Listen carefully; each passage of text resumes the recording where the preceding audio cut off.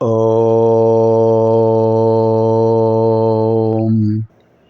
శ్రీ గురుభ్యో నమః. నమో దేవ్యై మహాదేవ్యై శివాయై సతతం నమః. నమః ప్రకృత్యై భద్రాయై నియతా ప్రణతాస్మతాం. శృతిస్మృతిపురాణానాం ఆలయం కరుణాలయం నమామి భగవత్పాదం శంకరం లోకశంకరం. అర్చనకాలే రూపగత సంస్తుతికాలే శబ్దగత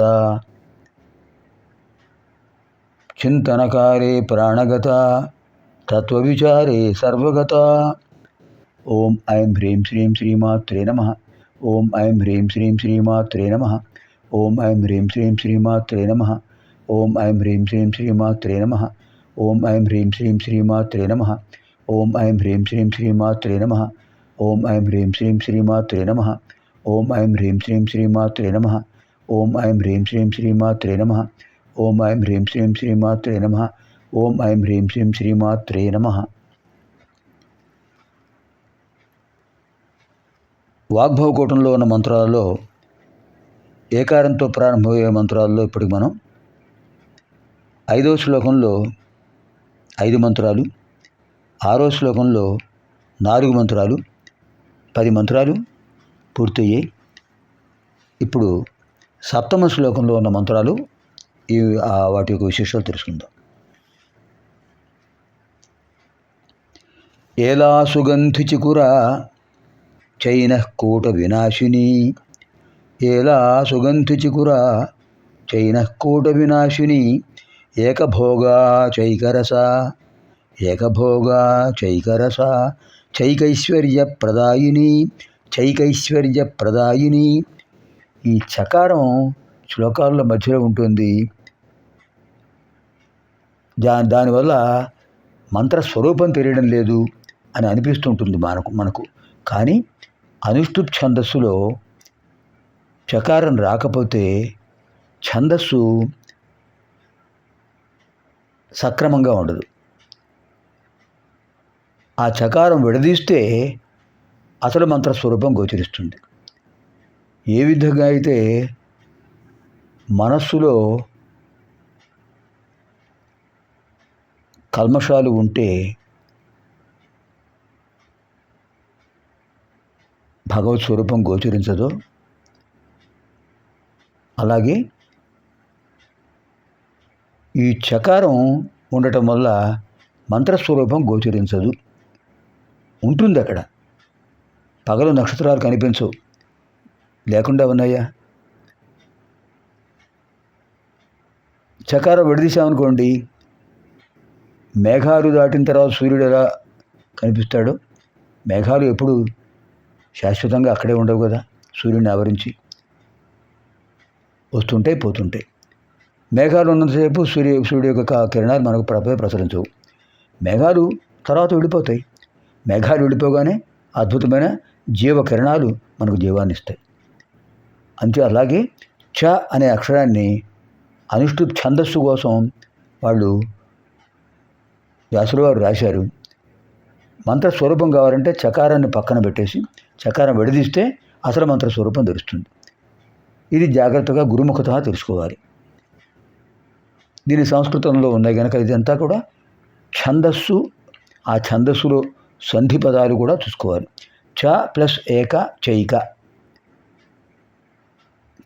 చకారానికి ఈ చేరిస్తే ఏ చే అవుతుంది, ఐ చేరిస్తే చెయ్యి అవుతుంది, ఏ చేర్చినాగా చెయ్యి అవుతుంది.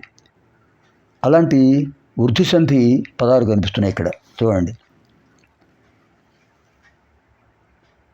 ఏలా సుగంధి చిగురా ఒక మంత్రం. చైనః కూట వినాశిని. చైనః కూట అంటే అర్థం లేదు.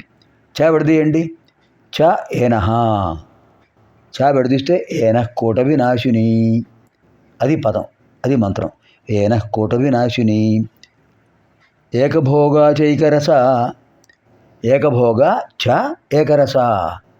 ఏకభోగా చ ఏకరస. మనకు లలితా సహస్రనామాల్లో కూడా ఆ మధ్యలో ఉన్న చకారం కనిపిస్తుంటుంది అక్కడక్కడ. అది గ్రహిస్తే చకారం విడదీసి అసలు మంత్రస్వరూపం తెలుసుకోవచ్చు. అది కొంచెం సంస్కృత భాషలో ప్రాథమిక పరిజ్ఞానం ఉన్నప్పుడు తెలుస్తుంది. లేదా గురుముఖత తెలుసుకుంటే ఎటువంటి దోషాలు ఉండవు. నిర్దిష్టంగా మంత్ర స్మరణకు, మంత్ర పఠనానికి, శ్లోక పఠనానికి, సహస్రనామ పారాయణకు గురువు యొక్క అనుగ్రహం ఉండాలి. గురువు యొక్క మార్గనిర్దేశనం ఉండాలి. ఇక్కడ ఏం చేయాలి? ఏకభోగ చైకరస. ఏకభోగ ఒక మంత్రం, చ విడదీయండి, ఏకరస. చ ఏకరస చైకరస వృద్ధి సంతి. చైకైశ్వర్యప్రదాయిని ఇక్కడ స్పష్టంగా కనిపిస్తోంది. చైకైశ్వర్య అర్థం ఉంటుందా? చ విడదీస్తే ఏకైశ్వర్యప్రదాయిని. ముఖ్యంగా త్రిశతి స్తోత్రాల్లోనే, శ్లోకాల్లోనే మనకు ఇలాంటివి కనిపిస్తుంటాయి. అంతే అమ్మవారి నామాలను సంపుటీకరణ చేయడం కోసం మధ్యలో చకారం పెడుతుంటారు. చకారం తర్వాత అచ్చు ఉంటుంది. చకారం విడదీస్తే ఆ స్వరం ఏమిటో తెలుస్తుంది. ఇప్పుడు మనం చూద్దాం మళ్ళీ. ఏలా సుగంధి చిగురా ప్రథమం, చ విడదీసేయండి. విడదీస్తే ఏమవుతుంది? ఏనః కోట వినాశిని. చైనః కోట వినాశిని. చ విడదీస్తే ఏనః కోట వినాశిని. రెండో మంత్రం. ఏకభోగ మూడో మంత్రం. చ విడదీస్తే ఏకరస నాలుగో మంత్రం. మళ్ళీ చ విడదీస్తే ఏకైశ్వర్యప్రదాయిని ఐదో మంత్రం. అంటే ఇక్కడ కూడా 5 మంత్రాలు కనిపించాయి. 5 మంత్రాలు ఈ శ్లోకంలో ఉన్నాయి. ఏలా సుగంధి చికురా ప్రథమం, ఏనః కోట వినాశిని ద్వితీయం, ఏకభోగ తృతీయం, ఏకరస చతుర్థం, ఏకైశ్వర్యప్రదాయిని పంచమం. పంచమంత్రాలు, పంచమంత్ర సముదాయం ఉంది ఇక్కడ. ఇప్పుడు ఏమిటి విశేషం? ఇక్కడ అర్థ విశేషం అంటే, ఏలా సుగంధి చిగురా, అమ్మవారిని వసుంజాది వాగ్దేవతలు పరిమళభరితంగా అలంకరిస్తుంటారు. ఏలా అంటే ఏలకులు, సంస్కృతంలో ఏలా అంటారు. లవంగి అంటే లవంగం, ఏలా అంటే ఏలకులు. ఏలకులు ఎంత పరిమళభరితంగా ఉంటాయి. ఏలకుల దండలు గుచ్చి అమ్మవారికి వేస్తున్నారట ఎవరు? వసుంజాది వాగ్దేవతలు. అది అక్కడ ఏలా సుగంధి చికురా. ఆ ఏలకుల దండలు అమ్మవారికి అలంకరించడం వల్ల అమ్మవారి యొక్క చికురా, అమ్మవారి కంఠం మీద అలంకరించారు. దానివల్ల అమ్మవారి కేశములన్నీ కూడా, ముంగురులు కేశములన్నీ కూడా ఈ ఏలకుల సుగంధంతో పరిమళభరితంగా ఉన్నాయి. అది ఇక్కడ విశేషం. ఏలా సుగంధి చిగురా. దీనివల్ల అమ్మవారి యొక్క విశేషమైనటువంటి కేశ సౌందర్యం, అలాగే అమ్మవారి యొక్క ఆభరణాలు కూడా సుగంధభరితంగా ఉన్నాయి. చికుర అంటే కేవలం కేశములే కాదు, సర్వావయవ సౌందర్యం అంటున్నారు శంకర భగవత్పాదుల వారు. అంటే ఏలా సుగంధి చికురా. తర్వాత ఏం చెప్పారు? ఏనః కోట వినాశిని. ఏనః అంటే దోషం, పాపం. కోట అంటే సముదాయం. ఏనః కోట వినాశిని. వాళ్ళు తెలుసో తెలియకో దోషాలు చేస్తున్నారు. ఆ దోషాలు పోవాలంటే అమ్మవారి అనుగ్రహం ఉండాలి. అంతే అమ్మవారు ఏనః కోట వినాశిని, పాపముల సముదాయాన్ని నశింపచేస్తారు. తర్వాత మూడో మంత్రం ఏకభోగ. అమ్మవారు ఎప్పుడు కూడా అద్భుతమైన చిదానందంతో సంతోషంగా ఉంటారు. అమ్మవారు అద్భుతమైన భోగాలంటే ఆనందం పొందుతుంటారు. ఏమిటి ఆనందం? చిదానందం, ఆత్మానందం, జ్ఞానానందం, బ్రహ్మానందం. అలాంటి ఆనందం అమ్మవారు పొందుతుంటారు. అమ్మవారిని సేవించే వరకు అమ్మవారు అనుగ్రహిస్తుంటారు. ఏకభోగ. ఇంకా ఏకరస. ఏకరస అమ్మవారికి ఎప్పుడు కూడా అద్భుతమైన ఆనందరసమే. నవరసాలు కాకుండా అద్భుతమైన దశమరసం ఏమిటి? ఆనందరసం. శృంగారవీర కరుణ బీభత్సాద్భుత శాంతాశ్చ శృంగార వీర కరుణ హాస్యరౌద్రాదిదాయకా బీభత్సాద్భుత శాంతాశ్చ రసానవ ప్రకీర్తితః. శృంగారవీర కరుణా రౌద్ర వీరభయానకా బీభత్సాధు శాంతాశ్చ రసా నవప్రకీర్తితా. నవరసాల్లో ఆనందరసం లేదు. కానీ అమ్మవారిని సేవించే వాళ్ళకు అమ్మవారి యొక్క అద్భుతమైన ఆనందం కలుగుతుంది కనుక ఏక రస, అద్భుతమైన ఆనంద రసాన్ని అమ్మవారు మనకు అనుగ్రహిస్తారు. చ మరియు ఏకైశ్వర్యప్రదాయిని, అమ్మవారు సేవించే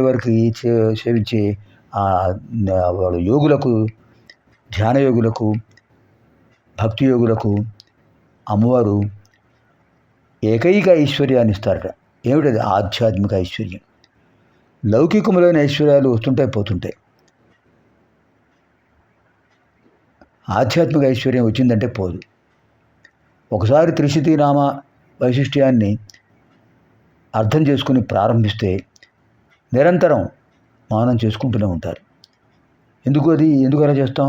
అది ఆధ్యాత్మికమైన ఐశ్వర్యం. ఈశ్వరస్య ఇదం ఐశ్వర్యం. ఆధ్యాత్మికమైన ఒక ఆధిపత్యం. సహస్రనామ స్తోత్రం కానీ, త్రిశతి స్తోత్రం కానీ ఎవరైతే భక్తి శ్రద్ధలతో మానం చేస్తుంటారో, జపం చేస్తుంటారో వాళ్ళలో ఒక అద్భుతమైన తేజస్సు ఉంటుంది. వాళ్ళ వాక్కు అందరినీ ఆకర్షిస్తుంది. వాళ్ళ మాట అందరినీ వినేలా చేస్తుంది. అంత అద్భుతమైన శక్తి ఉంది. అదే ఆధ్యాత్మిక ఐశ్వర్యం. ఏకైశ్వర్యప్రదాయిని. ఇప్పుడు మంత్రాలు. ఓం ఐం హ్రీం శ్రీం ఏలా సుగంధి చికురాయై నమో నమః. ఓం ఐం హ్రీం శ్రీం ఏనః కోట వినాశిన్యై నమో నమః. ఓం ఐం హ్రీం శ్రీం ఏకభోగాయై నమో నమః. ఓం ఐం హ్రీం శ్రీం ఏకరసాయై నమో నమః. ఓం ఐం హ్రీం శ్రీం ఏకైశ్వర్యప్రదాయిన్యై నమో నమః. దీంతో మనకు 7 శ్లోకాలు అయ్యాయి. తర్వాత 8వ శ్లోకంలో 3 శ్లోకార్థాలు వస్తాయి. దాంతో మనకు ఆ మంత్రాలు ఏకారంతో మొదలయ్యే 20 మంత్రాలు పూర్తవుతాయి. శుభం భవతు.